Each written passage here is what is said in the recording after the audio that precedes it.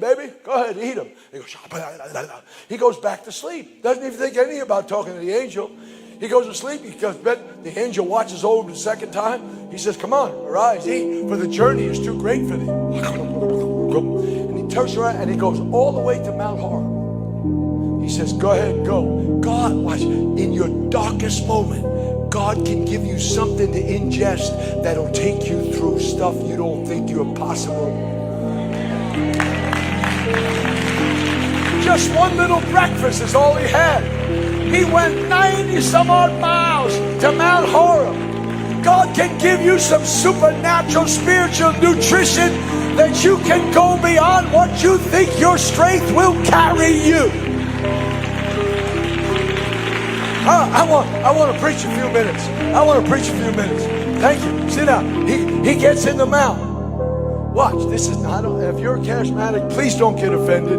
Don't get offended. I'm just using you as an illustration. And God puts on a charismatic display.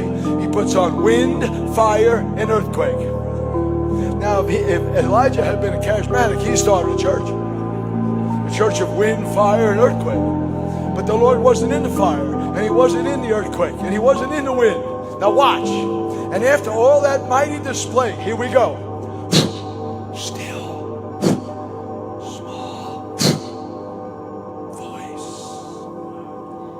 Elijah said, that's him.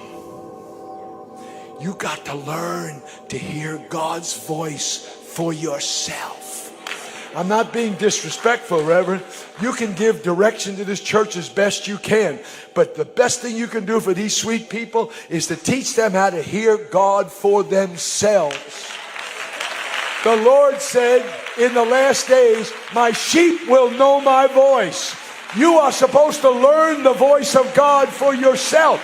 You need to learn how God communicates with you, how he talks with you, so you can recognize when he's dealing with you. Can I talk a minute? Yes, I can. I got the mic. I'm going to talk a minute. Listen to me. Sit down. The scary part of the day that we're living in right now is we're looking at the Laodicean age, the seventh church age. Whether it's this age or not, I don't know. But if it is, he said, behold, I stand at the door and knock. Now watch. The knock doesn't do anything but tell you somebody's there. If anybody hear my voice, let him open the door, and I will come in and sup with him and he with me. Here's what I'm telling you, Pentecost. We're hearing the media. We're hearing the devil. We're hearing our own fears. We're hearing people that are not kind to us. We've got neighbors and loved ones and relatives. We got all kinds of voices. This is no time to not be able to recognize the voice of the Lord. You need to be able to hear when God is talking to you.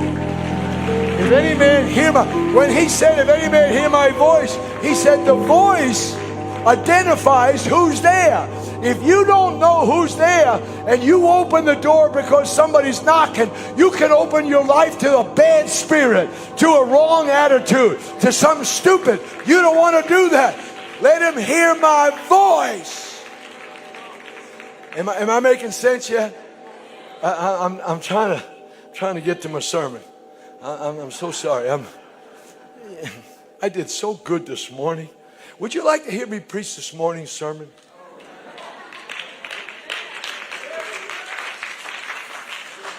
I know I said this before, but I didn't get much response. I'll try it again.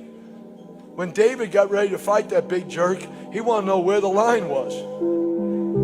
He asked 3 times. The king's going to do what? Riches, romance, tax relief? Where's the line?